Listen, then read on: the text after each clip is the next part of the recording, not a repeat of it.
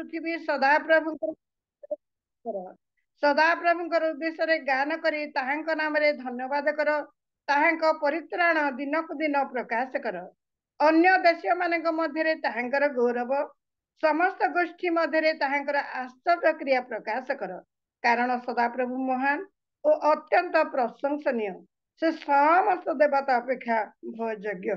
କାରଣ ଗୋଷ୍ଠୀ ବର୍ଗର ସକଳ ଦେବତା ପ୍ରତିମା ମାତ୍ର ଆମମାନଙ୍କର ମାତ୍ର ସଦାପ୍ରଭୁ ଆକାଶ ମଣ୍ଡଳର ସୃଷ୍ଟିକର୍ତ୍ତା। ପ୍ରଭୁ ଏହି ପଠିତ ବାକ୍ୟରେ ଏବଂ ଶ୍ରବଣରେ ଆମମାନଙ୍କୁ ପ୍ରତ୍ୟେକଙ୍କୁ ଆଶୀର୍ବାଦ କରନ୍ତୁ। ପ୍ରଭୁ ଆମମାନଙ୍କୁ ବିଭିନ୍ନ ସ୍ଥାନରେ ଥିଲେ ମଧ୍ୟ ତାଙ୍କର ପାଦ ତଳେ ବସିବା ପାଇଁ ଏହି ସୁନ୍ଦର ମନ ଆମମାନଙ୍କୁ ଦେଇଛନ୍ତି। ଏ ଜୁମ୍ ଦ୍ୱାରା ଆମମାନେ ଆଗକୁ ବଢୁଛୁ ଏବଂ ପ୍ରଭୁଙ୍କ ପାଇଁ ଆପଣାର ଜୀବନକୁ ସମର୍ପଣ କରୁଛୁ। ଆତ୍ମିକ ଭାବରେ ଆମମାନେ ବୃଦ୍ଧି ସାଧନ ହଉଛୁ। ପ୍ରଭୁ ହୋଷ୍ଟ ମହାଶୟମାନଙ୍କୁ ବହୁଳ ଭାବରେ ଆଶୀର୍ବାଦ ମଙ୍ଗଳ ଦୟା କରନ୍ତୁ। ଏହି ସମୟରେ ମୁଁ ଅନୁରୋଧ କରିବି ଆଉ ୱାର୍ସିପ ସଂଗ୍ରାମ ସିଂ ମହାଶୟଙ୍କୁ। ଆଜ୍ଞା ନମସ୍କାର। Praise the Lord. Praise the Lord। ଆଜ୍ଞା ନମସ୍କାର। ନମସ୍କାର ଦିଦି। ଆଉ ଯେତେବେଳେ ଆମେ ସିମଲିଗୁଡାରେ ଆମମାନେ ଗେଟ୍ ଟୁଗେଦର ହେଇଥିଲୁ, ସେଇ ସମୟରେ ମଧ୍ୟ ମୁଁ ସେଇଠି ପରିଚାଳନା କରୁଥିଲି। ଆଉ ଆଜ୍ଞାଙ୍କୁ ଯେତେବେଳେ ସେଇଠି ମୁଁ ଆହ୍ୱାନ କରିଥିଲି ଅତି ସୁନ୍ଦର ଭାବରେ, ସେ ତ ସବୁବେଳେ ସୁନ୍ଦର ଭାବରେ ପ୍ରଭୁଙ୍କର ନିକଟବର୍ତ୍ତୀ କରାଇଥାନ୍ତି। ଆଉ ସୁନ୍ଦର ଭାବରେ ଗୀତ ଗାଇକି ଆମମାନଙ୍କୁ ପ୍ରତ୍ୟେକଙ୍କୁ ପ୍ରଭୁଙ୍କ ନିକଟବର୍ତ୍ତୀ କରାଇଥିଲେ। ଆଜି ମଧ୍ୟ ପ୍ରଭୁଙ୍କର ଦାସ, ବିଶିଷ୍ଟ ଦାସ ଆମମାନଙ୍କର ସମ୍ମୁଖରେ ଅଛନ୍ତି। ଆଉ ସ୍ତୁତି ଆରାଧନା ମାଧ୍ୟମରେ ଆମମାନଙ୍କୁ ପ୍ରତ୍ୟେକଙ୍କୁ ପ୍ରଭୁଙ୍କର ନିକଟବର୍ତ୍ତୀ କରାଇ ପ୍ରଭୁଙ୍କର ଗୌରବର କାରଣ ହେବେ। ଆଜ୍ଞା ନମସ୍କାର। ବର୍ତ୍ତମାନ ଆପଣଙ୍କର ସମୟ। ଆପଣ ନମସ୍କାର, ବହୁତ ବହୁତ ଧନ୍ୟବାଦ ଦିଦି। ପ୍ରଭୁଙ୍କ ମହିମା ହଉ, ଗୌରବ ହଉ, ପ୍ରଶଂସା ହଉ। ପ୍ରଭୁ ଆମମାନଙ୍କୁ ପ୍ରେମ କରି, ଦୟା କରି, ଅନୁଗ୍ରହ କରି ଏ ସୁନ୍ଦର ଅବକାଶ, ଏ ସୁନ୍ଦର ଦିନ ଦେଖାଇଥିବା ହେତୁ ସର୍ବପ୍ରଥମେ ମୁଁ ଜୀବିତ ପରମେଶ୍ୱରଙ୍କୁ ଧନ୍ୟବାଦ ଦେବା ସଙ୍ଗେ ସଙ୍ଗେ ମୋତେ ଆହ୍ୱାନ କରିଥିବା ପ୍ରଭୁଙ୍କ ଦାସୀ ଲିମା ମାଙ୍କୁ ଏବଂ ମୋତେ ସୁଯୋଗ ଦେଇଥିବା ପ୍ରଭୁଙ୍କ ଦାସ କର ଆଜ୍ଞାଙ୍କୁ ମଧ୍ୟ ମୋର ଉପସ୍ଥିତ ପ୍ରତ୍ୟେକଙ୍କୁ ଖ୍ରୀଷ୍ଟ ପ୍ରେମର ନମସ୍କାର ପ୍ରେଜ୍ ଦ ଲର୍ଡ ଜ୍ଞାପନ କରି ପ୍ରେଜ୍ ଦ ଲର୍ଡ। ଆସନ୍ତୁ ଆମମାନେ ଅଳ୍ପ ସମୟ ପ୍ରଭୁଙ୍କ ସାନ୍ନିଧ୍ୟ ତଳେ କିଛି ଗୀତ ବୋଲି ପରମେଶ୍ୱରଙ୍କୁ ସ୍ତୁତି ପ୍ରଶଂସା କରିବା, ତାଙ୍କର ଉପସ୍ଥିତିକୁ ଆମମାନେ ଆହ୍ୱାନ କରୁଥିବା।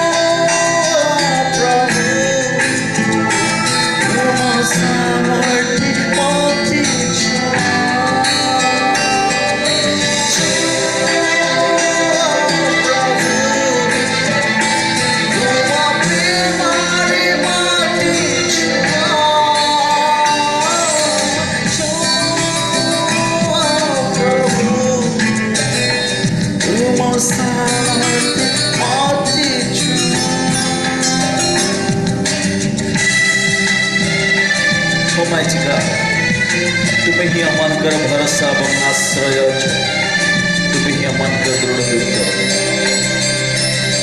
तुम्हें भरोसा तुम्हें आश्रय तुम्हें ही दृढ़ दुर्गम प्रभु तुम्हें भरोसा तुम्हें आश्रय तुम्हें ही दृढ़ दुर्गम प्रभु अंजुकातिची तुमको सतळे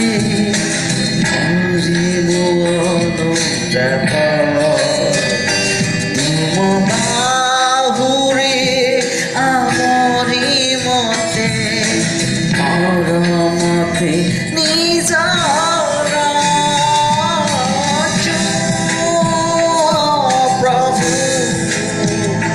तुम प्रेमारी मते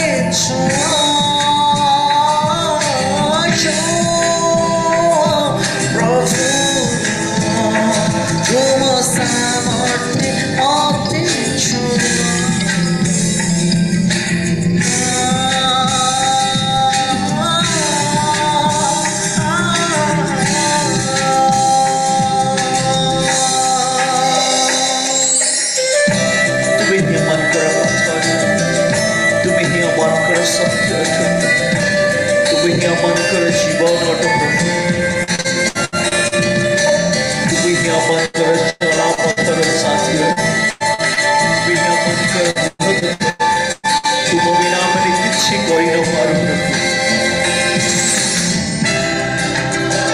तुम्हारी गौरव होगा तुम्हारी प्रशंसा होगा आज प्रभात तुम्हारी उपस्थिति रखा तुम्हें ही अमानकर सहित कथा तुम्हें ही गमनागमन कर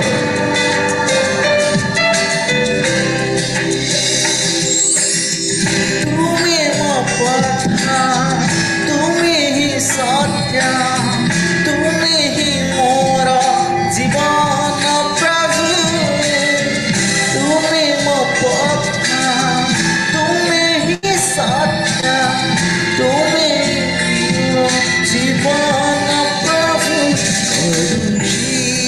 प्रभु আজি सब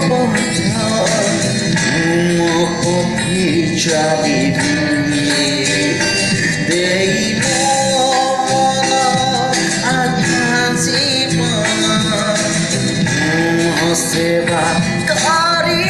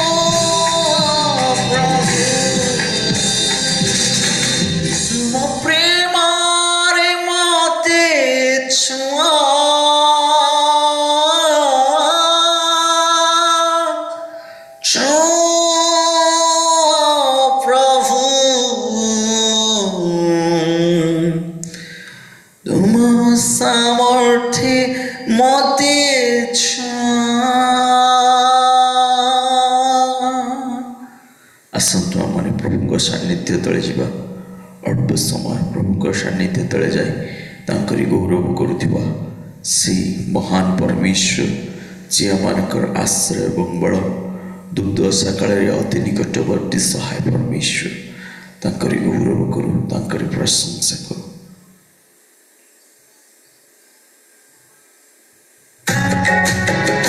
करताल सह माने भविष्य को गौरव करुवा।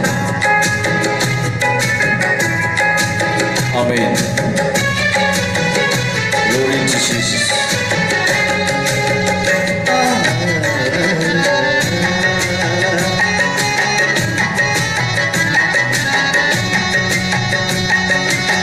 तुम्हारी गौरव पूरा तुम्हारी प्रशंसा हो तुम्हें चुके चुके धन्य हटाओ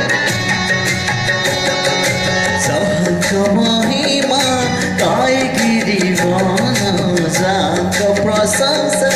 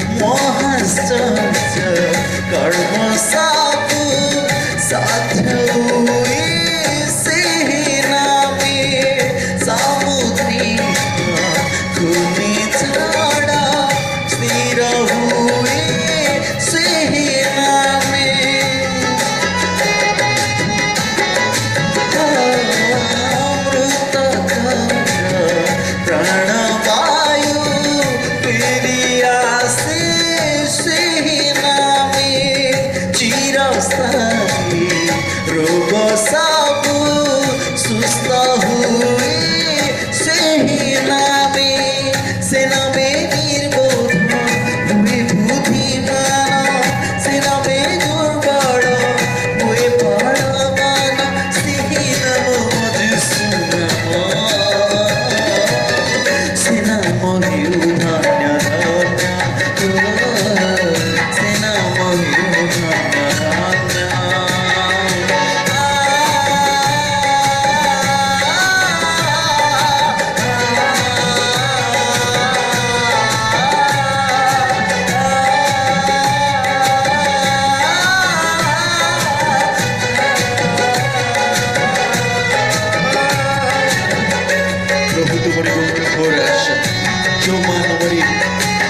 पाप क्षमा होता दया क्षमा शांति मुक्ति मिलता है सही नाम सिद्ध करी प्रभु धन्यवाद करूँ पाप पाप साबु क्षमा हुए सही नाम दया क्षमा शांति मुक्ति प्रेम में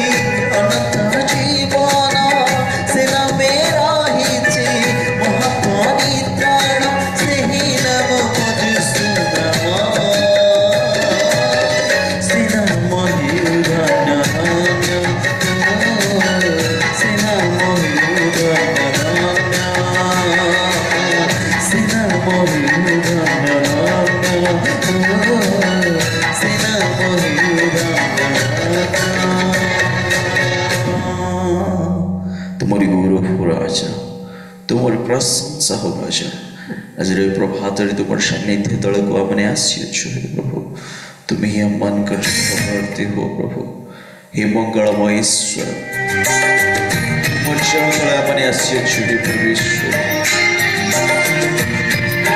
तुम्हारी सानिध्य तले आमने आसीछु हे परमेश्वर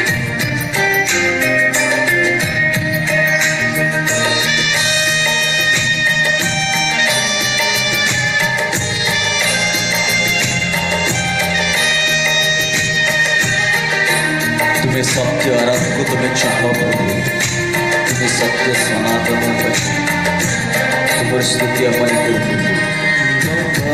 माया जीसु रजना तुम्हें अनादिश्वर सत्य सनातन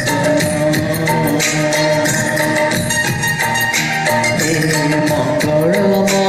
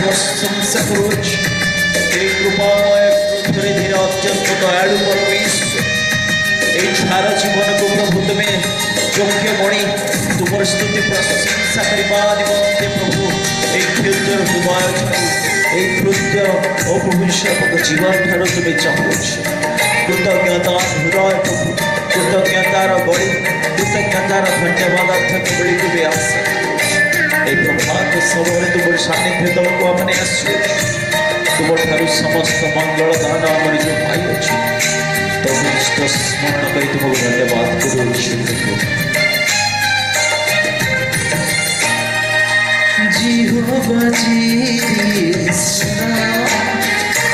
आहे प्रभु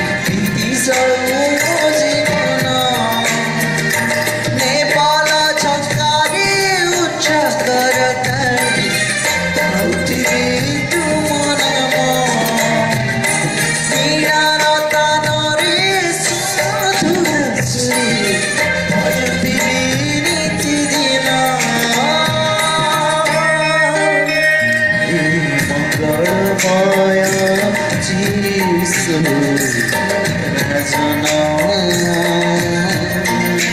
तुमे अनादीश्वर सत्य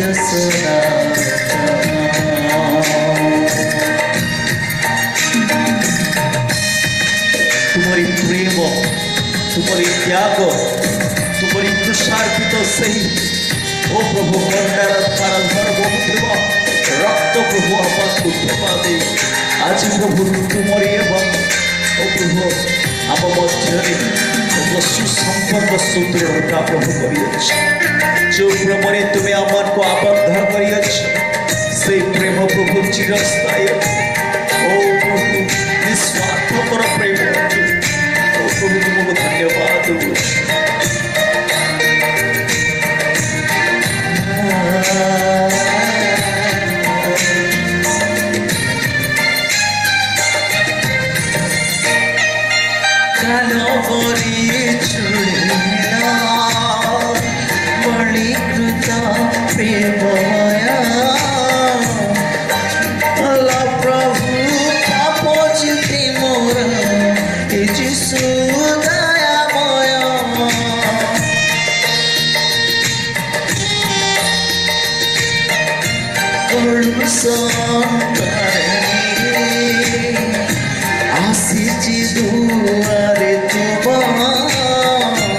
पवित्र रखते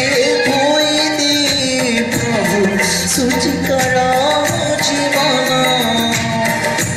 अंतरे मोहरा हरि दिया पवित्र दान उछुड़ी उठुए मोर जीवन भाई तुम्हारा रसना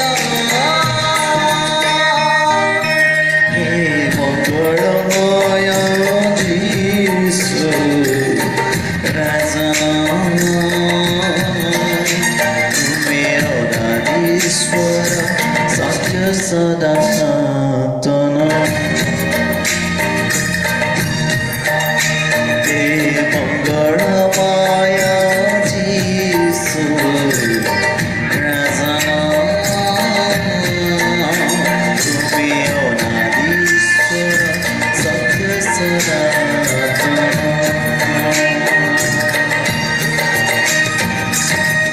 तुम पाद तले एतिकी आमनकर विनती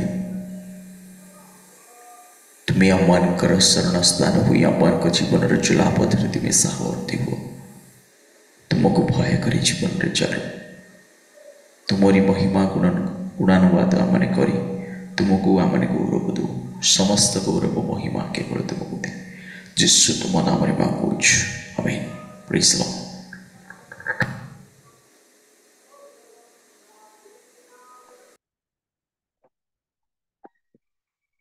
बहुत बहुत धन्यवाद आज्ञा अति सुंदर भाव प्रभु सुंदर कंठ देइछंती ए प्रातः काल मध्य आम प्रत्येक प्रभुंकर निकटवर्ती कराइछंती उत्तम उत्तम गीत सबु बोलिकी प्रभु आपण को बहुल भाव आशीर्वाद करंतु आई प्रकार प्रभुंकर लोक मान प्रभुंकर निकटवर्ती कराइबा पाए वाक्य वर्शिप रे प्रभु आपण को जो आशीर्वाद करिछंती सही आशीर्वाद रे प्रभु आपण को आग को बढ़िबा पाए सहाय्य करंतु धन्यवाद।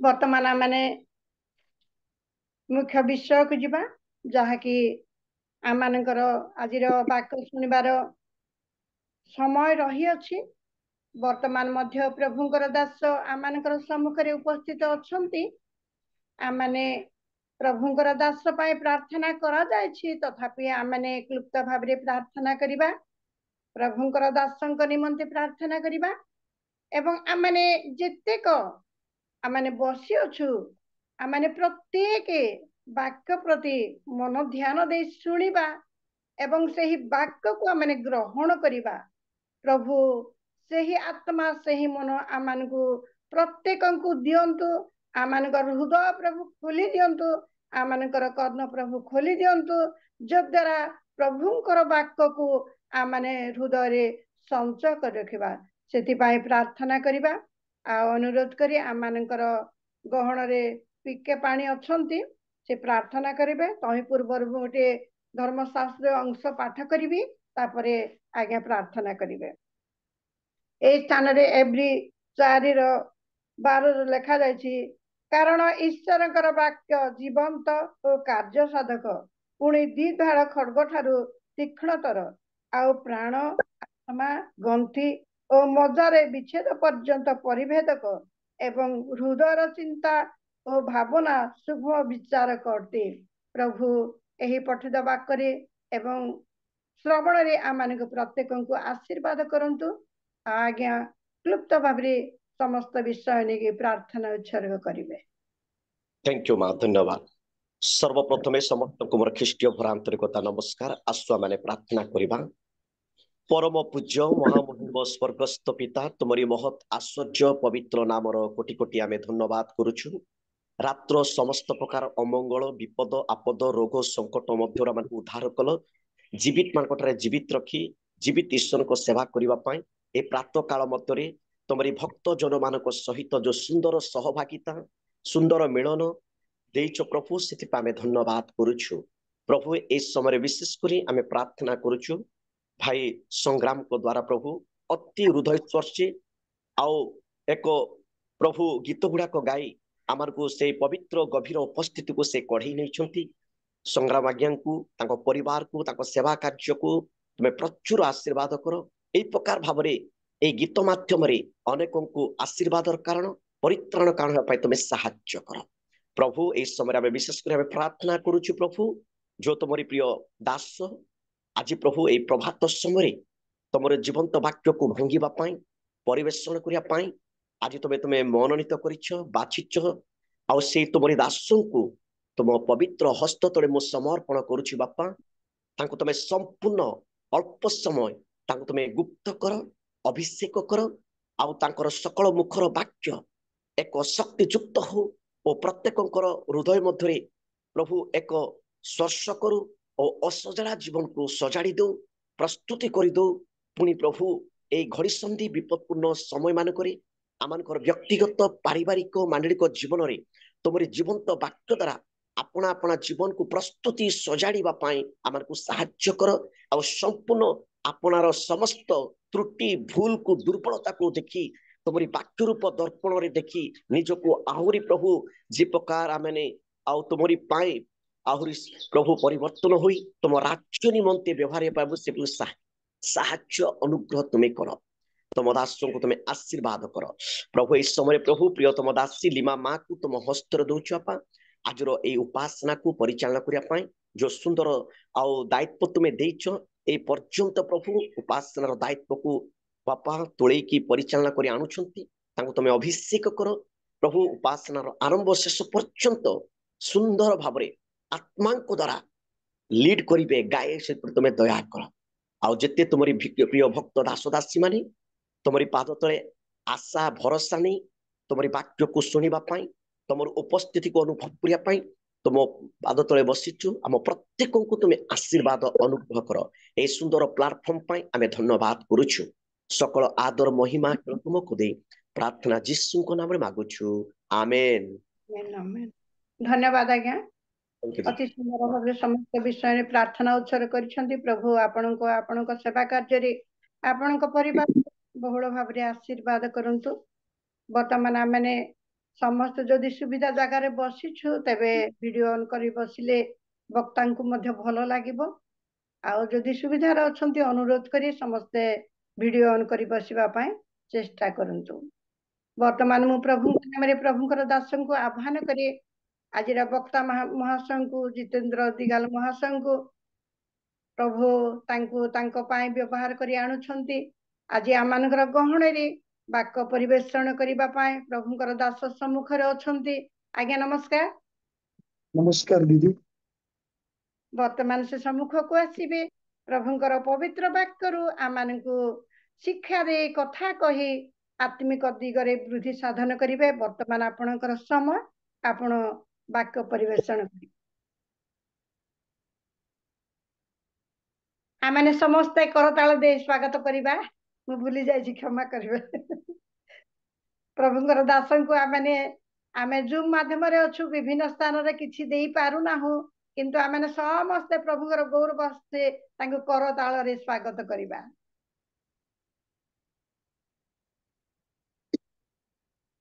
प्रभु को महानाम को धन्यवाद दिए।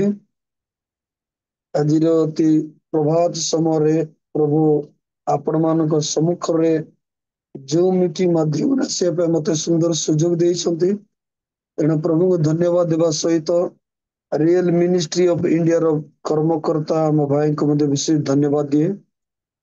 मते बेसी भल लगिला सकाळे सकाळे परमेश्वर के वाक्य विषय किसी आलोचना करने पाई सुंदर सुजोग मिली मो प्रभु को कोटि कोटि धन्यवाद दिए। जेहेतु एटा जूम मीटिंग मो प्रचार करने चाहे नहीं किसी समय हमें परमेश्वर वाक्य आलोचना करवा शिखिबा मन ध्यान दे हमें शुणा परमेश्वर उपस्थित मध्य को जीवा। आज दिन रे दुनिया जदि हमें देखू अनेक लोक माने निजको एडवर्टाइज करने बेसी पसंद करती निजको हाइलाइट करने बेसी पसंद करती निजर महिमा करने बेसी पसंद करती निजर बढ़ाई करने बेसी पसंद करती किंतु बाइबल जड़े व्यक्ति अच्छा से निजको पचार प्रभु मु किए आमर वंश किए जे तुम्हें पर्यंत मते कढ़े आनीछ।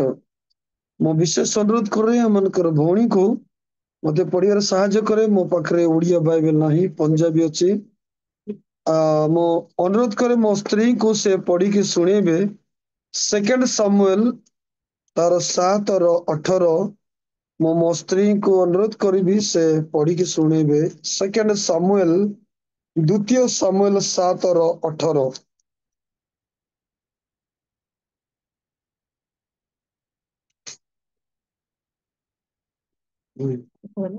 सात और 18 समस्त को प्रेज द लॉर्ड।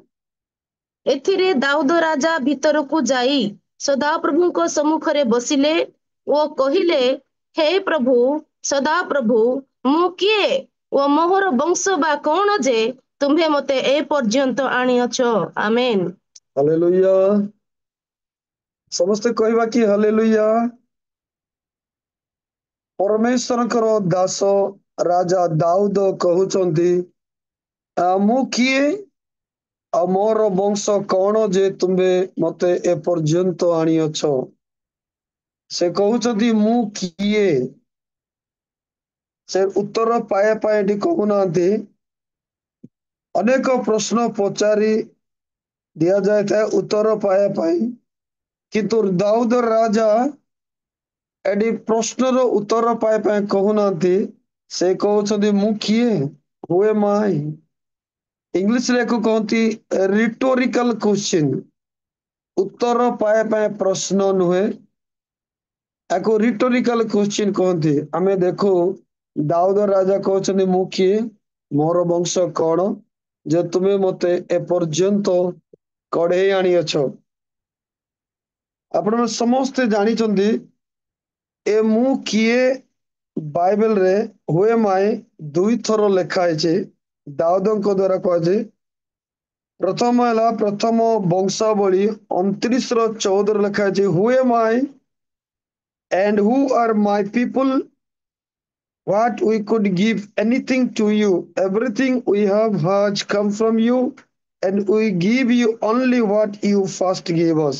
प्रभु मु किए जे आ तुमको दे पारे जहा तुम ठार मु पाई अछि तहा ही मु तुमको देउछि। जेरूशलेम मंदिर बनया पाई दाऊद राजा 3000 टैलेंट अर्थात 112 क्विंटल सुना दान देथिले और 7000 अर्थात 262 क्विंटल से रूपा दान देथिले। ए समस्त देवा पर से कहउछथि लॉर्ड मु किए मोर वंश कौन मु कौन बा तुमको दे पारे जहा तुम ठारू पाई अछि तहा ही मु तुमको देउछि।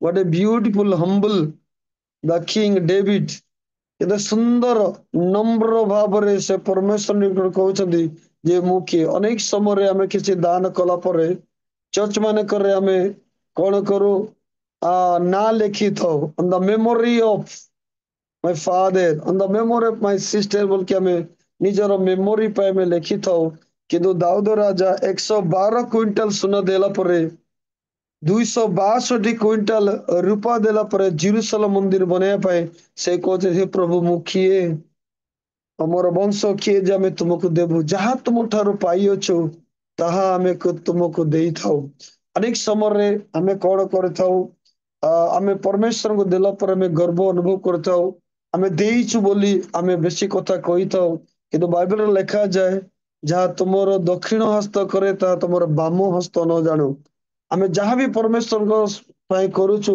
ଲେଟ୍ ଇଟ୍ ବି କିପ୍ ସିକ୍ରେଟ ଆମେ ହାଇଲାଇଟ କରୁଛୁ I have donated this land for church building. I have donated this amount for church construction. It should not be there. ଆମେ ଯାହା କରୁଛୁ ପ୍ରଭୁ ଦଉଛନ୍ତି ମୁଁ ଗୋଟେ ବିଷୟ କହିବି ମୋ ଝିଅ ସନ୍ତୋଷ ବିଦ୍ୟାଳୟ ତାମିଲନାଡୁରେ ପଢେ ଏମି କର୍ମ କଲ ସେ ଚର୍ଚ୍ଚ ମାନେ ସ୍କୁଲକୁ ବନେଇଛନ୍ତି ସେ ମଲା ପରେ ବି କହୁଛନ୍ତି ଯେ ମୋ ନାଁରେ କିଛି ବନାଅ ନାହିଁ କେତେ ହମ୍ବୁଲ ଭାବରେ କହୁଛ ବହୁତ ଲୋକ ମାନେ ମୁଁ ଜୀବନ ଜାଣିଛି ଦେଲା ପରେ ସେ କହୁଛି ମୋ ନାଁ ସୁଦ୍ଧା କାହାକୁ କୁହନ୍ତୁ ନାହିଁ ତେଣୁ ଏଠି ଦାଉଦ ଏତେ ସୁନା ଦେଲା ପରେ ଏତେ ରୂପା ଦେଲା ପରେ ସେ କହୁଛନ୍ତି ମୁଁ କିଏ ଆଉ ସେକେଣ୍ଡ ସାମୁଏଲ 7:18 କହୁଛନ୍ତି ପ୍ରଭୁ ମୁଁ କିଏ ମୁଁ ଦାଉଦଙ୍କ ବିଷୟରେ କହିବି ହୁ ଇଜ ଡେଭିଡ ଏଟା ପ୍ରଚାର ନୁହେଁ ଏଟା ଆମେ ଯଦି କିଛି ସମୟ ଶିଖିବା ଦାଉଦ କହୁଛନ୍ତି ମୁଁ କିଏ ମୁଁ ଦାଉଦଙ୍କ ବିଷୟରେ କହିବା ଚାହେଁ ଦାଉଦ କହୁଛନ୍ତି ମୁଁ କିଏ ଦାଉଦର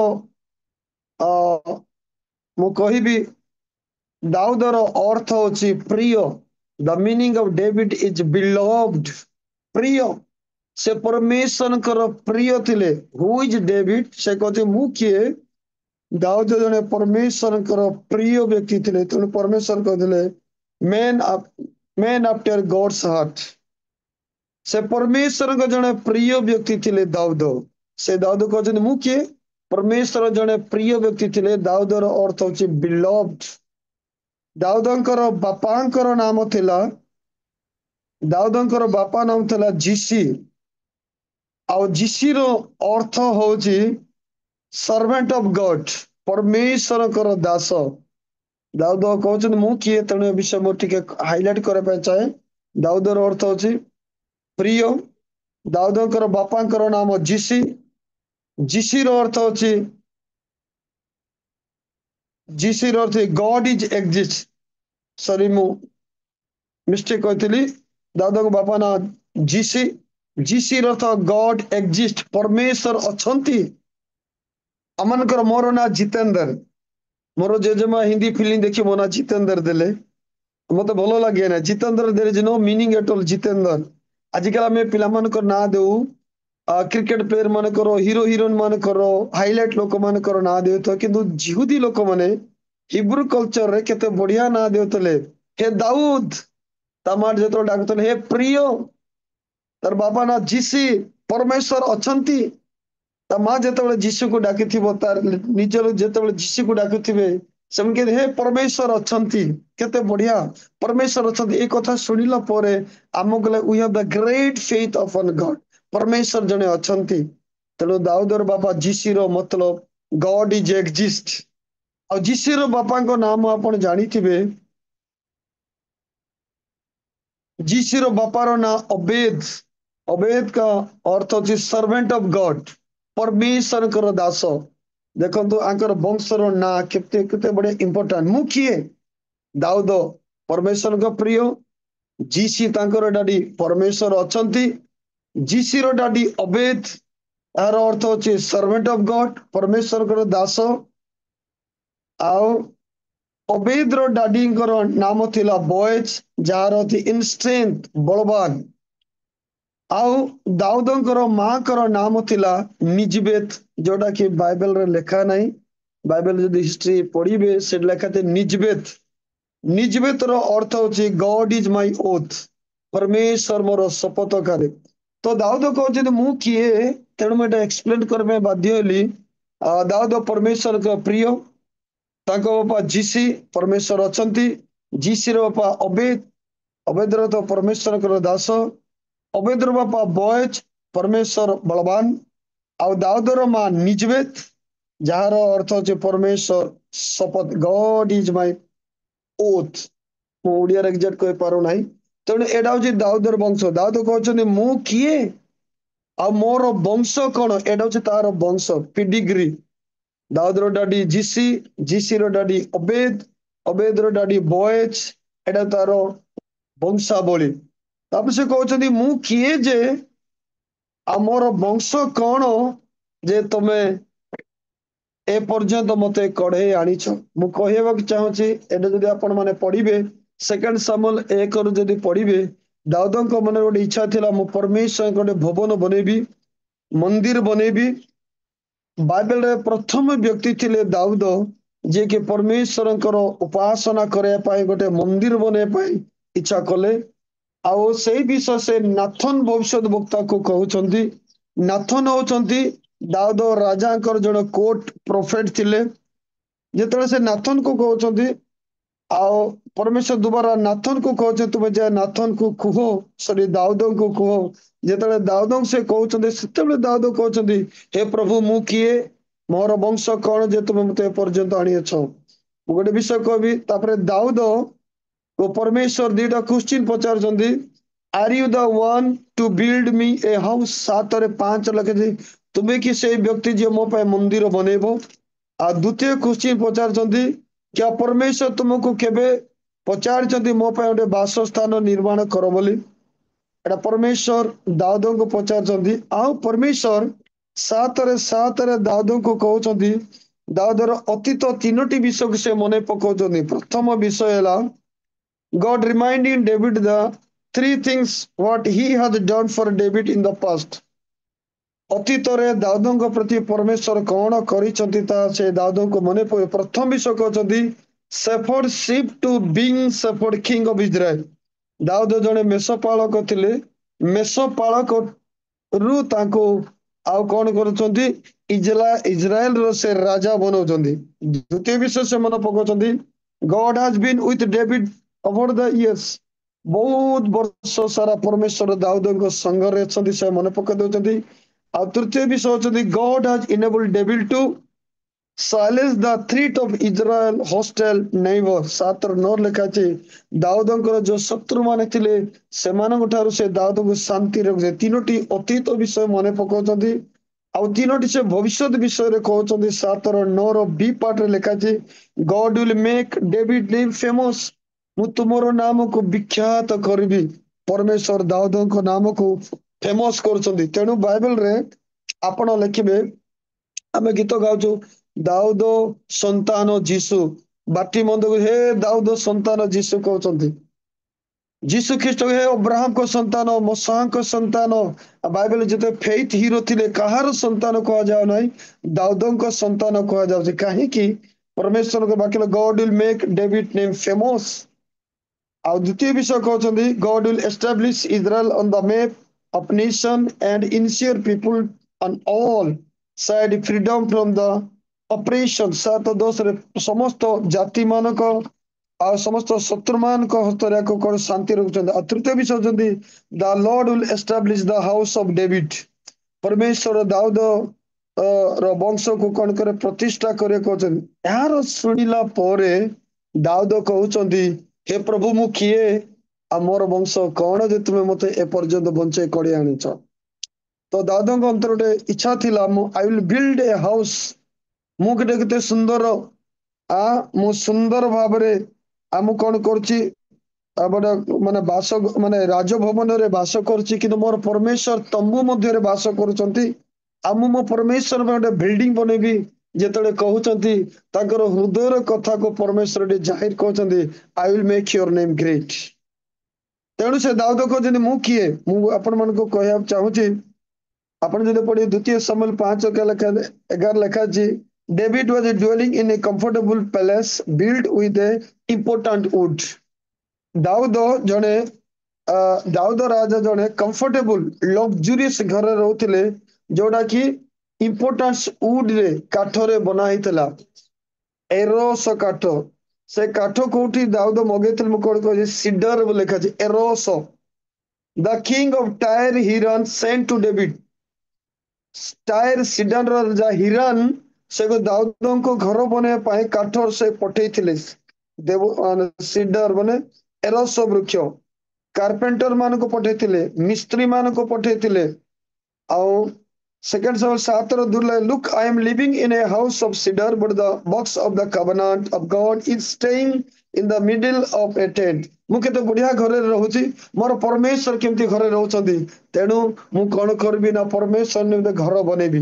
ଆଜି ଅନେକ ସମୟରେ ଆମେ ନିଜ ପାଇଁ ଭଲ ଚିନ୍ତା କରୁଛୁ, but we are forgetting to God, we are forgetting to our ministry, we are forgetting to ଆମେ ଆମର ସମସ୍ତ ସେବା କାର୍ଯ୍ୟ ପାଇଁ ଭୁଲୁଛୁ। ଆମ ଘର ଆମେ ଏକା ବନଉଛୁ, ଯେତେବେଳେ ଚର୍ଚ୍ଚ ବନା ହବ ଆମେ କଣ କରୁଛୁ, ଏଟା ସମସ୍ତେ ମିଶି ଦାନ କରି ଆମ ଘର ବନେଇବା ସମୟରେ ଆମେ କାହାକୁ ଚାନ୍ଦା କଲେକ୍ସନ କରୁନୁ। ଆମେ ଗଡ୍ କୁ ଆମେ କଣ କରୁଛୁ ନା ଆମେ ଗଡ୍ କୁ କଣ ଆମମାନଙ୍କର ପରମେଶ୍ୱର କହୁଛୁ, ଆମ ଗଡ୍ କୁ ମୋର ପରମେଶ୍ୱର କହୁନୁ। ଏଟା ହଉଛି ଆମର ମିଷ୍ଟେକ୍। ମୋର ସ୍ତ୍ରୀ ଆମେ କହୁଛୁ, ଏଟା ଆମମାନଙ୍କର ସ୍ତ୍ରୀ କହୁନୁ। ମୋର ଝିଅ କହୁଛୁ, ଆମମାନଙ୍କର ଝିଅ କହୁନୁ। ତେଣୁ ପରମେଶ୍ୱରଙ୍କୁ ମଧ୍ୟ ଅନେକ ଲୋକମାନେ ଭୁଲି ଯାଉଛନ୍ତି। ହି ଇଜ ମାଇ ଗଡ୍ ଆମେ କହୁନୁ, ହି ଇଜ ଆୱାର ଗଡ୍। ଆୱାର ଗଡ୍ ବୋଲେ ସମସ୍ତେ କଲେ ଆମେ ବି ଦାନ ଦେବା, କିନ୍ତୁ ଦାଉଦ ଏମିତି କହୁନାହାନ୍ତି ମୋର ପରମେଶ୍ୱର ତମ୍ବୁରେ ବାସ କରୁଛନ୍ତି ଆଉ ମୁଁ କେତେ ସୁନ୍ଦର ଘରରେ ବାସ କରୁଛି ବୋଲି ସେ ଭାବୁଛନ୍ତି। ପରମେଶ୍ୱର ମୋର ପରମେଶ୍ୱର, ହି ଇଜ ମାଇ ପର୍ସନାଲ ଗଡ୍। ଆମେ ଯୋଉ ପର୍ଯ୍ୟନ୍ତ ପର୍ସନାଲ ଭାବିନୁ ଆମେ କେବେ ମଧ୍ୟ ଦାନ ଦେଇପାରିବା ନାହିଁ। ଯେତେବେଳେ ଆମମାନଙ୍କ ପରମେଶ୍ୱର କହୁଛୁ ଆମେ କେତେବେଳେ ଦାନ ଦେ ସମସ୍ତେ ଦେଲେ ଆମେ ଦେବା, କିନ୍ତୁ ଦାଉଦ ସେଇଥିପାଇଁ ମୁଁ କହୁଥିଲି ଏତେ କୁଇଣ୍ଟାଲ 112 କୁଇଣ୍ଟାଲ ସୁନା ଦେଲେ, ଆଉ କେତେ ରୂପା ଦେଇଛନ୍ତି 262 କୁଇଣ୍ଟାଲ ରୂପା ଦେଲେ, ଫିର ବି ସେ କହୁଛନ୍ତି ପ୍ରଭୁ ମୁଁ କିଏ, ଆମର ବଂଶ କଣ ଯେ ମତେ ଆଶୀର୍ବାଦ କଲ। ଯଦି ଆମେ ପରମେଶ୍ୱର ପାଇଁ କିଛି କରିବା ତାହେଲେ ପରମେଶ୍ୱର ମଧ୍ୟ ଆମ ପାଇଁ କିଛି କରିବେ। ଆମେ ଅନେକ ସମୟରେ ପରମେଶ୍ୱରକୁ ମୋର ପରମେଶ୍ୱର କହିନଥାଉ, ଆମମାନଙ୍କ ପରମେଶ୍ୱର ବୋଲି କହିଥାଉ। ତେଣୁ ଦାଉଦ କହିଲେ ମୁଁ ଏଇଟା ବନେଇବି, ମୋର ପରମେଶ୍ୱର କେମିତି ଟେଣ୍ଟ ମଧ୍ୟ ରହୁଛନ୍ତି, ମୁଁ ରାଜ ପଲେଶ୍ଵର ମଧ୍ୟ ରହୁଛି ରାଜା ହେଇକି, ସେ ରାଜାଙ୍କ ରାଜା ପ୍ରଭୁ ମାନଙ୍କ ପ୍ରଭୁ ସର୍ବଶକ୍ତି ପରମେଶ୍ୱର ଟେଣ୍ଟ ରହୁଛନ୍ତି। ମୁଁ ପରମେଶ୍ୱର ପାଇଁ କଣ କରିବି ନା ଘର ବନେଇବି ବୋଲି ସେ କଣ କରୁଛନ୍ତି ତିଆରି କରୁଛି। କିନ୍ତୁ ପରମେଶ୍ୱର ତାଙ୍କୁ ମନା କରୁଛନ୍ତି ତମେ ବନେଇ ପାରିବ ନାହିଁ, ତମ ପୁଅ ସଲୋମନ ବନେଇବେ। କିନ୍ତୁ ସମସ୍ତ ସେ ର ମେଟେରିଆଲ ସେ ଆରେଞ୍ଜ କରୁଛନ୍ତି। ମୋର ପ୍ରିୟ ମାନେ ଯେତେବେଳେ ଆମେ ପରମେଶ୍ୱର ପାଇଁ କିଛି କାମ କରିବା ତାହେଲେ ପରମେଶ୍ୱର ମଧ୍ୟ ଆମ ପାଇଁ କିଛି କାମ କରିବେ। ଦ୍ୱିତୀୟ ବିଷୟ ମୁଁ କହିବା ଚାହେଁ, ଦାଉଦ ଏଠି କହୁଛନ୍ତି ମୁଁ କିଏ ଆଉ ମୋର ବଂଶ କଣ, ଯେ ତମେ ଏଜା ବଞ୍ଚାଇ ମାନେ ଏଜା ମତେ କଡେଇଛ। ଦାଉଦଙ୍କର ମାଙ୍କ ନାଁ ଥିଲା ନିଜବେତ। ମୁଁ ଆରମ୍ଭରେ କହିସାରିଛି, ନିଜବେତର ଅର୍ଥ ଗଡ୍ ଇଜ ମାଇ ଓଥ, ପରମେଶ୍ୱର ମୋର ଶପଥକାରୀ। ଯେତେବେଳେ ଦାଉଦ ଜନ୍ମ ହେଲେ ଦାଉଦଙ୍କର ବାପା ଜଣେ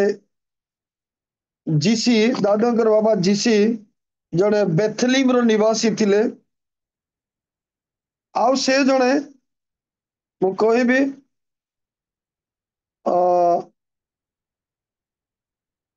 ସେ କଣ ଥିଲେ ନା ବେଥଲିମରେ ଯୋଉ ରାଜା ଥିଲେ, ସେ ବେଥଲିମର ଯୋଉ ସମାଜ ଗୃହର ସେ ଜଣେ ଅଧ୍ୟକ୍ଷ ଥିଲେ, ଜଣେ ଧାର୍ମିକ ବ୍ୟକ୍ତି ଥିଲେ। ଜୁସ୍ ଟ୍ରାଡିସନ କହେ ଯେ ଦାଉଦର ବାବା ଜିସି ଜଣେ ଧାର୍ମିକ ବ୍ୟକ୍ତି ଥିଲେ। Who was the head of the Sanhedrin in Bethlehem, ସମାଜ ଗୃହର ସେ ଜଣେ ଅଧ୍ୟକ୍ଷ ଥିଲେ, ଧାର୍ମିକ ବ୍ୟକ୍ତି ଥିଲେ। ତାଙ୍କ ମନରେ ଡାଉଟ ଥିଲା କି ଜିସିର ବାପା ଜିସିର ବାପା ଥିଲେ ଅବେଦ, ଆଉ ଅବେଦର ବାବା ଥିଲେ ବଏଜ, ଆଉ ବଏଜ କଣ କରୁଥିଲେ ଆମର ରୁଥକୁ ସେ ବିବାହ କରିଥିଲେ। ଆଉ ରୁଥ ଜଣେ ମୟାବୀ ସ୍ତ୍ରୀ ଲୋକ ଥିଲେ, ଜଣେ ବିଜାତି ଥିଲେ। ତେଣୁ ତେଣୁ ଜିସି ଭାବୁଛନ୍ତି କି ମୋର ପୂର୍ବ ପୁରୁଷ ମାନଙ୍କର ଲାଇନେଜ ପିଓର ନାହିଁ। ସେ ଜଣେ ଧାର୍ମିକ ଲୋକ ଥିଲେ, ତା ମନରେ ଟିକେ ସନ୍ଦେହ ହେଲା ମୋର ପୂର୍ବ ପୁରୁଷ ମାନଙ୍କର ଲାଇନେଜ ବଂଶାବଳୀ ପିଓର ନାହିଁ। ତେଣୁ ସେ କଣ ଭାବୁଛନ୍ତି ମୁଁ ମୋର ଦାଉଦଙ୍କର 7ଟି ପୁଅ ଥିଲେ, ସରି ଜିସିର 7ଟି ପୁଅ, ଦାଉଦକୁ ମିଶେଇ 8 ଜଣ ଥିଲେ, ଆଉ 2 ଜଣ କନ୍ୟା ଥିଲେ। ତେଣୁ ଜିସି ଡାଉଟ୍ କରୁଛନ୍ତି ମାନେ ମୋର ମୋର ବଂଶ ପିଓର ବଂଶ ନାହିଁ। ତେଣୁ ମୋର ପୂର୍ବପୁରୁଷ ବଏଜ କଣ କଲେ ନା ରୁଥକୁ ବିବାହ କଲେ। ଯେତେବେଳେ ତାକୁ ସେ ବିବାହ କଲେ, ମୋଆବ ତାକୁ ବିବାହ କଲେ, ସେ ଭାବିଲେ ମୋର ପୁଅ ମୋର ବଂଶରେ କୌଣସି ପିଓର ଲାଇନେଜ ନାହିଁ। ଆପଣ ମାନେ ଯଦି ଏଜରା ପୁସ୍ତକ ପଢିବେ, ଜିହୁଦୀ ଲୋକମାନେ ତାଙ୍କର ବଂଶାବଳୀକୁ ପିଓର ଲେଖିବା ପାଇଁ ଚାହାନ୍ତି, so that they will be scribe, ସେମାନେ ଶାସ୍ତ୍ରୀ ହେବେ। ଏଜରା ପୁସ୍ତକ ଯଦି ଲେଖେ, ମୁଁ ବର୍ତ୍ତମାନ ରେଫରେନ୍ସ ଦେଇ ପାରୁନାହିଁ, ସେଇଠି ପଢେ। ତେଣୁ ଜିହୁଦୀ ଲୋକ they are very much interested to keep their lineage pure, ତାଙ୍କର ବଂଶାବଳୀ ପିଓ। ତେଣୁ ସେମାନେ ବଂଶାବଳୀ ଲେଖନ୍ତି। ମାଥ୍ୟୁ 1ରେ ବଂଶାବଳୀ ଦେଖିବେ, ଆଉ ବାଇବେଲରେ ବହୁତ ସାରା ବଂଶାବଳୀ ଲେଖା ହେଇଛି। ତେଣୁ ଜିସି ଭାବିଲେ ମୋର ବଂଶାବଳୀ ପିଓର ନାହିଁ। ତେଣୁ ଜିସି କଣ କଲେ, ନିଜିବେତକୁ ଶାରୀରିକ ସମ୍ପର୍କ ରଖିବାକୁ ସେ ସିଜ୍ କଲେ। ଆଉ ଗୋଟେ ସ୍ତ୍ରୀକୁ ସେ ବିବାହ କରିବା ପାଇଁ ସେ ଚେଷ୍ଟା କରୁଛନ୍ତି, ଯଦ୍ୱାରା ତାଙ୍କର ଲାଇନ ଏଜ ପବିତ୍ର ଆସିବ ବୋଲି। ତେଣୁ ଗୋଟେ ଝିଅକୁ ଖୋଜିଲେ ଯାହାକୁ ବିବାହ କରିବା ପାଇଁ। ଆଉ ରାତ୍ରି ସମୟରେ ସେ ଝିଅ ନିଜିବତକୁ କଲେ, ତମ ସ୍ୱାମୀର ପ୍ଲାନ ଏଇଟା, ସେ ମତେ ବିବାହ କରି ମୋ ସହିତ ଶାରୀରିକ ସମ୍ପର୍କ ସ୍ଥାପନ କରିବାକୁ ଚାହୁଁଛନ୍ତି, ମୋ ସହିତ ଗୋଟେ ପିଓର ଲାଇନେଜ କ୍ରିଏଟ କରିବାକୁ ଚାହୁଁଛନ୍ତି। ସେଇ ସମୟରେ ସେ ସ୍ତ୍ରୀ ନିଜିବେତ କବରେ ସେମାନେ ରାତିରେ ବେଡ ଏକ୍ସଚେଞ୍ଜ କରୁଛନ୍ତି। ଆଉ ଯେତେବେଳେ ଜିସି ଯାଉଛନ୍ତି ତା ସହିତ ଶୋଇବା ପାଇଁ, ସେ ଜାଣି ପାରୁନାହାନ୍ତି। ତ ଜିସିଙ୍କ ଦ୍ଵାରା ନିଜିବେତ ପ୍ରେଗନାନ୍ସ ହଉଛନ୍ତି। ପ୍ରେଗନାନ୍ସ ହେଲା ପରେ ଯୋଉ 8ମ ପୁତ୍ର ଜନ୍ମ ହଉଛନ୍ତି ଦାଉଦ। ତେଣୁ ଦାଉଦ ଜିସି ଜାଣିଲେ ଯେ ଦାଉଦ ମୋର ପୁଅ ନାହିଁ, କିନ୍ତୁ ନିଜିବେତ ଜାଣିଥିଲେ ଯେ ଦାଉଦ ଇଜ ମାଇ ସନ୍, ସେ ମୋର ପୁଅ, ଆଉ ଏହାର ଡାଡି ହଉଛନ୍ତି ଜିସି। କିନ୍ତୁ ଜିସିକୁ ଜଣା ନାହିଁ। ତେଣୁ ଜିସି ଭାବିଲେ ମୋ ସ୍ତ୍ରୀ ବ୍ୟଭିଚାର କରି ଦାଉଦଙ୍କୁ ଜନ୍ମ କରିଅଛି ବୋଲି। ତେଣୁ ଯେତେବେଳେ ଦାଉଦ ଜନ୍ମ ହେଲେ, ତାଙ୍କର 7 ଭାଇ ମାନେ, ତାଙ୍କର ସମସ୍ତ ରିସ୍ତେଦାର ମାନେ ଦାଉଦଙ୍କୁ ଯାଇକି ଦାଉଦ ଓ ତା ମାଙ୍କୁ ଯାକ ପଥରରେ ଫୋପାଡ଼ି ମାରିବା ପାଇଁ ଚେଷ୍ଟା କରୁଛନ୍ତି। କାରଣ ବାଇବେଲରେ ଲେଖାଯାଏ, ଯୋଉ ସ୍ତ୍ରୀ ପାପ କରେ, ବ୍ୟଭିଚାର କରେ, ତାକୁ ପଥର ଫୋପାଡ଼ି ମରାଯାଉ ବୋଲି। ତେଣୁ ତାର ଭାଇ ମାନେ, ତାଙ୍କ ରିସ୍ତେଦାର ମାନେ ଦାଉଦଙ୍କୁ, ଛୋଟ ଛୁଆକୁ ତା ମାକୁ ପଥର ମାରିବା ପାଇଁ ଯାଉଛନ୍ତି। ସେଇ ସମୟରେ ଜିସି ଜଣେ ଧାର୍ମିକ ଲୋକ ଥିବାରୁ ଦାଉଦଙ୍କୁ ଆଉ ତା ମାକୁ ବଞ୍ଚାଉଛନ୍ତି। କିନ୍ତୁ ଜିସିର ସ୍ତ୍ରୀ ନିଜିବେତ ଏହି କଥାକୁ ଜିସିଙ୍କୁ କେବେ କହିଲେ ହି ଇଜ ୟୋର ସନ୍ ବୋଲି ସେ କେବେ କହିନାହାନ୍ତି, କିନ୍ତୁ ସେ ବହୁତ ତା ପାଇଁ ପ୍ରାର୍ଥନା କରୁଛନ୍ତି। ତେଣୁ ତାଙ୍କର 7 ଭାଇ, ତାଙ୍କର ବାବା କଣ ଭାବିଲେ, ଦାଉଦ ଆମର କେବେ ମଧ୍ୟ ଆମର ସମସ୍ତ ପ୍ରପର୍ଟିର ଅଧିକାରୀ ନ ହଉ ବୋଲି ତାକୁ କଣ କଲେ, ଜଙ୍ଗଲକୁ ପଠାଉଛନ୍ତି, ଇଏ ମେଷପାଳକ ହଉ। ତେଣୁ ଆମେ କହୁ ଦାଉଦ କାହିଁକି ମେଷପାଳକ ହେଲେ, ଏଇଥିପାଇଁ ଦାଉଦ ମେଷପାଳକ ହଉଛନ୍ତି, କାରଣ ତାଙ୍କ ଭାଇମାନେ ତାକୁ ସହୁନାହାନ୍ତି। ତାଙ୍କ ବାପା କହନ୍ତି ମୋର ପୁଅ ନାହିଁ, ଜଙ୍ଗଲ ଯାଉ, ଗାଈ ଗୋରୁ ମେଷ ଚରାଉ, ତାକୁ ବନ୍ୟଜନ୍ତୁ ତାକୁ ଆକ୍ରମଣ କରନ୍ତୁ, ତାକୁ ଖାଆନ୍ତୁ ବୋଲି ତାକୁ କଣ କରୁଛନ୍ତି, ତାକୁ ଜଙ୍ଗଲକୁ ପଠାଉଛନ୍ତି। ତେଣୁ ଦାଉଦ ଜଙ୍ଗଲରେ ରହିଲେ ମଧ୍ୟ ସେ ସବୁବେଳେ ପରମେଶ୍ୱରଙ୍କର ପ୍ରଶଂସା କରୁଛନ୍ତି। ତେଣୁ ଦାଉଦ କହୁଛନ୍ତି, ମୁଁ କିଏ, ମୋର ବଂଶ କଣ? ଯେତେବେଳେ ମୁଁ ଜନ୍ମ ହେଲି, ମୋ ଭାଇମାନେ ମତେ ମାରିବା ପାଇଁ ଆସିଲେ। ଯେତେବେଳେ ମୁଁ ଜନ୍ମ ହେଲି, ଆଉ ମୋର ରିସ୍ତେଦାର ମତେ ମାରିବା ପାଇଁ ଆସିଲେ। ମୁଁ କିଏ ଯେ, ଆଉ ପ୍ରଭୁ ତୁମେ ଏ ଯାଏ ମତେ କଢେଇ ଆଣିଛ। ମୁଁ ଆପଣ ମାନଙ୍କୁ ଗୋଟେ ବିଷୟ କହିବା ପାଇଁ ଚାହେଁ, ଆପଣ ମାନେ ଯଦି ପଢିବେ ଗୀତ ସହିତ 69ର 8 ପଢିବେ, ମୁଁ ଅନୁରୋଧ କରେ ମୋ ସ୍ତ୍ରୀଙ୍କୁ ଗୀତ ସହିତ 69ର 8, 69ର 8 ପଢିବା ଆମେ 69ର 8। ମୁଁ ଆପଣା ଭାତୃଗଣ ପ୍ରତି ଅଜଣା ଓ ମାତୃ ସନ୍ତାନ ଗଣ ପ୍ରତି ବିଦେଶୀ ହୋଇଅଛି। ସେ ଦାଉଦ କହୁଛି, ମୁଁ ଆପଣା ଭାତୃଗଣ ପ୍ରତି ଅଜଣା, I am unknown to my brothers and I am alien to my brothers। ସେ ଲେଖାଛି, ମୁଁ ଭାଇ ମାନଙ୍କ ପ୍ରତି ମୁଁ ଅଜଣା ହେଲି, ଯୋଉ ଦିନ ଜନ୍ମ ହେଲି ସେଇ ଦିନ ହିଁ ମତେ ରିଜେକ୍ଟ କଲେ। I am unknown to my brothers and I am alien to my brother। ମୁଁ ଭାଇମାନଙ୍କ ସହିତ ଅଜଣା ହେଲି, ଆଉ ସେମାନେ ମତେ ବିଦେଶୀ ବନେଇଲେ। I became an alien। କାହିଁକି ହେଲେ, କାରଣ ତା ଭାଇମାନେ ଜାଣିଲେ ମୋ ମା ବ୍ୟଭିଚାର କରି ଦାଉଦଙ୍କୁ ଜନ୍ମ କରିଛି। ତେଣୁ ସେମାନେ ଜନ୍ମ ହେଲା ଦିନ ତାର ଶତ୍ରୁ ହେଲେ, ତାକୁ ବାହାରକୁ ପଠେଇଲେ, ମେଷ ଚରା ଭାଇ, ଜଙ୍ଗଲକୁ ଯାଅ, ବନ୍ୟଜନ୍ତୁ ତତେ ଖାଆନ୍ତୁ ବୋଲି କହୁଛନ୍ତି। ତେଣୁ ସେ କହୁଛନ୍ତି, ମୁଁ ଭାତୃଗଣଙ୍କ ପ୍ରତି ଅଜଣା ହେଲି ଆଉ ବିଦେଶୀ ହେଲି। ଆମେ ଯଦି 11 ପଢିବା 69 ର 11 ରେ ସେଠି କଣ ଲେଖା ହେଇଛି? ଗୀତ ସହିତ 69 ର 11 ଆଉ 12ରେ ନଗର ଦ୍ୱାରରେ ବସିବା ଲୋକମାନେ ମୋ ବିଷୟରେ ଗଳ୍ପ କରନ୍ତି ନଗର ଦ୍ୱାରରେ ବସିବା ଲୋକମାନେ ମୋ ବିଷୟରେ ଗଳ୍ପ କରନ୍ତି। ଓ ମୁଁ ମତ ଲୋକମାନଙ୍କର ଗୀତ ସ୍ୱରୂପ ହୋଇଅଛି। ମୁଁ ମତ ଲୋକ ସହ ଗୀତ ଇଂଲିଶ ବାଇବେଲରେ ପଢିବେ I am become the story of drunken people. ଯେତେବେଳେ ସେ ଜାଗାରେ କୌଣସି ଫିଷ୍ଟ କିମ୍ବା କୌଣସି ସମାରୋହ ଆରେଞ୍ଜ କରାଉଥିଲା, ଦାଉଦଙ୍କୁ ବୁଲାଉଥିଲେ, ଡାକୁଥିଲେ, ତାଙ୍କୁ ଅଖାର କପଡା ପିନ୍ଧେଇ ଦେଉଥିଲେ, ଆକୁ ମଜା ଉଠୁଥିଲେ, ଚୁଟକୁଲି କରୁଥିଲେ। ବେଶ୍ୟାର ପୁଅ ଦାଉଦ ଅଖା କପଡା ପିନ୍ଧୁଥିଲେ, ବଡି ବସ୍ତା ପିନ୍ଧେଇ ଦେଉଥିଲେ। ଆଉ ନଗର ଦ୍ୱାର ବସିବା ଲୋକ I became a story, I became a song of the drunkenness of the city। ସହରରେ ମଦୁଆ ମାନଙ୍କର ମୁଁ କାହାଣୀ ହେଲି। କାହିଁକି କାହାଣୀ ହେଲେ? ସେ ବେଶ୍ୟାର ପୁତ୍ର ବୋଲି ଲୋକମାନେ ଛି ଛି କଲେ। ତେଣୁ ମୋର ପ୍ରିୟ ମାନେ, ସେ ଦାଉଦ କହୁଛନ୍ତି ମୁଁ କିଏ, ମୋର ବଂଶ କଣ, ଯେ ପ୍ରଭୁ ତମେ ଏତେ ଉପରକୁ ଉଠେଇଲ। ତାଙ୍କ ଭାଇ ମାନେ ତାଙ୍କୁ ଘୃଣା କଲେ, ତାଙ୍କ ରିଶ୍ତେଦାର ମାନେ ତାଙ୍କୁ ଘୃଣା କଲେ। ଯୋଉଦିନ ଜନ୍ମ ହେଲେ ସେଦିନ ମାରିବା ପାଇଁ ଗଲେ, ଯେତେବେଳେ ବଡ ହେଲେ ତାଙ୍କୁ ଜଙ୍ଗଲକୁ ପଠେଇଲେ, ମେଷପାଳକ ବନେଇଲେ। ଆଉ ତାଙ୍କ ସହରରେ ମଦୁଆ ଲୋକମାନେ ତାଙ୍କର ମାନେ ଗୀତ ସ୍ୱରୂପ ହେଲେ। ଦାଉଦଙ୍କୁ ବହୁତ ସେମାନେ ଗୀତ ଗାଉଛନ୍ତି ମଦୁଆର ପୁଅ ବୋଲି। ତଥାପି ଯେତେବେଳେ ପରମେଶ୍ୱର ତାଙ୍କୁ ଉଠାଉଛନ୍ତି, ଦାଉଦ I will make your name great.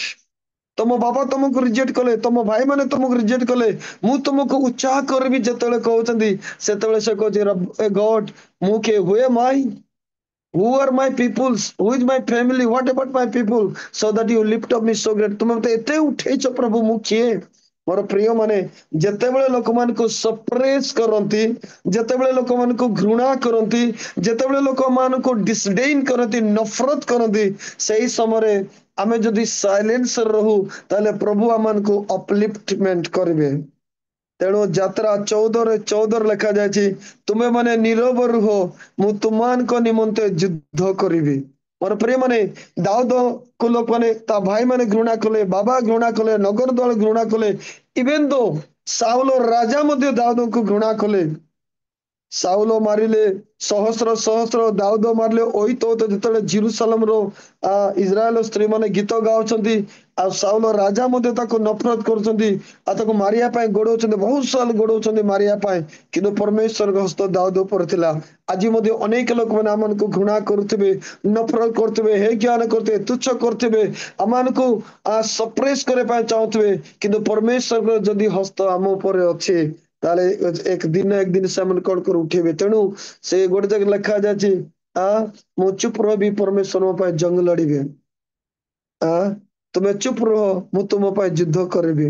ଆଉ ଗୀତ ଆଦି ପୁସ୍ତକ 50:20 ଲେଖା ଯାଇଛି, ତୁମେ ମୋର ଅମଙ୍ଗଳ ଚିନ୍ତା କଲ, ମାତ୍ର ପରମେଶ୍ୱର ଅମଙ୍ଗଳକୁ ମଙ୍ଗଳରେ ପରିଣତ କଲେ।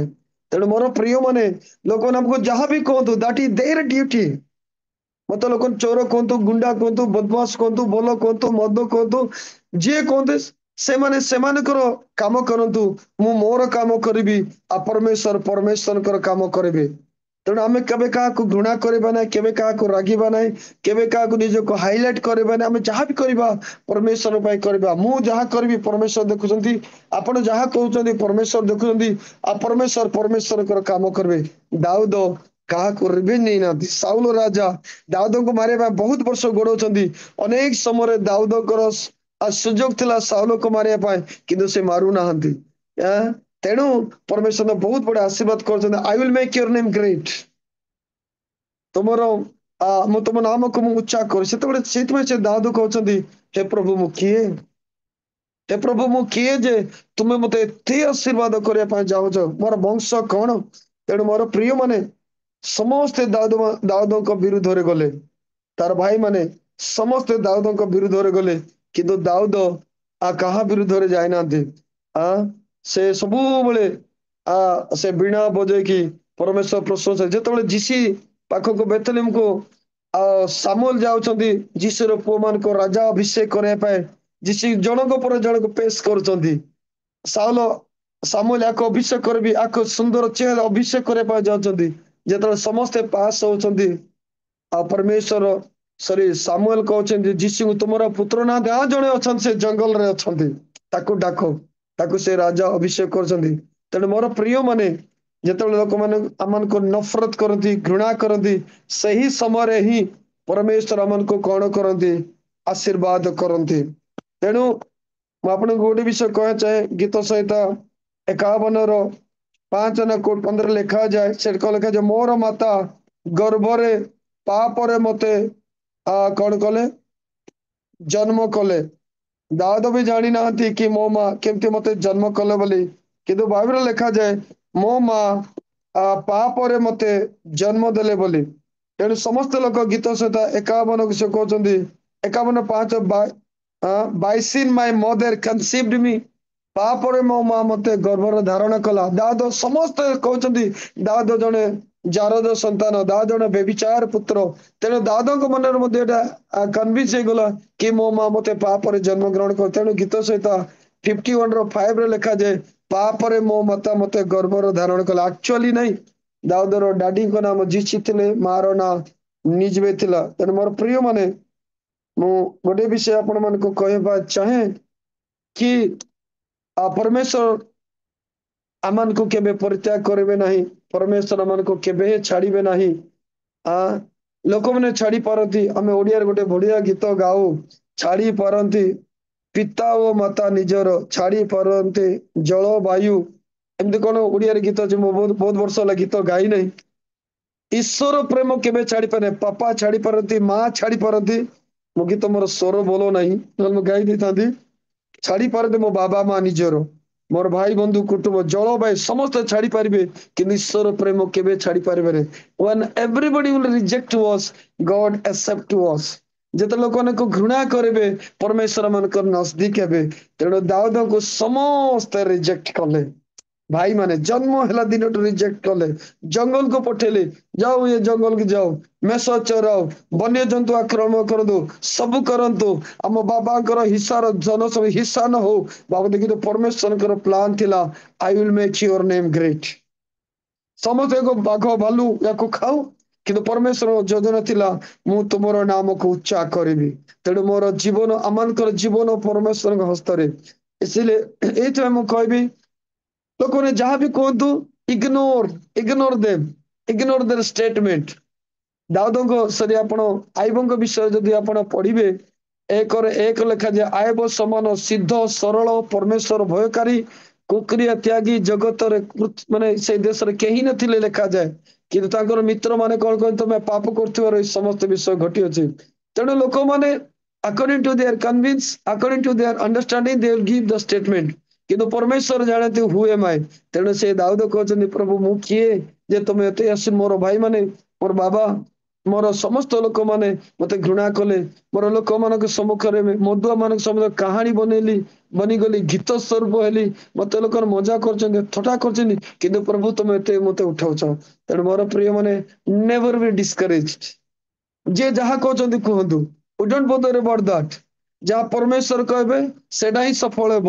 ଲୋକମାନେ ତ ଫ୍ରି କଲ, ଥରେ ପ୍ରଭୁ ମୁହଁକୁ ରିଚାର୍ଜ କରିଦେଇଛନ୍ତି, ଯାହା ଇଚ୍ଛା ହେଲା ଲୋକମାନେ ଗପି ଚାଲୁଛନ୍ତି, କିନ୍ତୁ ପରମେଶ୍ୱର ଯାହା କହୁଛନ୍ତି ତାହା ଇମ୍ପୋର୍ଟାଣ୍ଟ। ତେଣୁ ଦାଉଦ କହୁଛନ୍ତି, ପ୍ରଭୁ ମୁଁ କିଏ, ମୋର ବଂଶ କଣ ଯେ ତୁମେ ମତେ ଏ ଯାଏ କଢେଇ ଆଣିଛ। ତେଣୁ ମୋର ପ୍ରିୟ ମାନେ, ଆମମାନଙ୍କ ଜୀବନରେ ଅନେକ ଦୁଃଖ କଷ୍ଟ ସମସ୍ୟା, ଲୋକମାନେ ଟର୍ଚର କରୁଛନ୍ତି, ବହୁତ ବିଷୟ କହୁଛନ୍ତି, ଆମେ ସାଇଲେନ୍ସ ରହିବା, ପରମେଶ୍ୱରକୁ କହିବା ସମୟରେ there is a time for everything।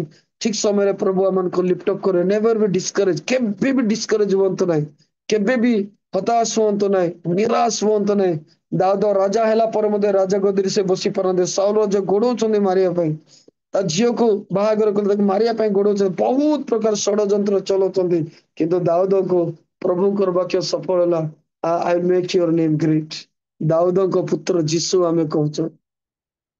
ତେଣୁ ମୋର ପ୍ରିୟ ମାନେ, ମୁଁ ଆପଣଙ୍କୁ ଏତିକି ଏନକରେଜ କରିବା ଚାହେଁ, କେତେ ଦୁଃଖ ଆସୁ କଷ୍ଟ ଆସୁ ଯାହା ବି ଆସୁ, କେବେ ମଧ୍ୟ ପରମେଶ୍ୱରକୁ ଭୁଲନ୍ତୁ ନାହିଁ। ଆଉ ରୋମୀ 8ରେ ଲେଖାଯାଏ, ପ୍ରଭୁ ତାଙ୍କର ମନୋନୀତ ଲୋକ ଯୋଉମାନେ ପରମେଶ୍ୱରଙ୍କୁ ଭୟ କରନ୍ତି, ତାଙ୍କ ପ୍ରାୟ ଯାହା ବି ଘଟିବ ସେ ଅମଙ୍ଗଳକୁ ପରମେଶ୍ୱର ମଙ୍ଗଳରେ ସେ ପରିଣତ କରନ୍ତି। ପ୍ରେଜ୍ ଦ ଲର୍ଡ।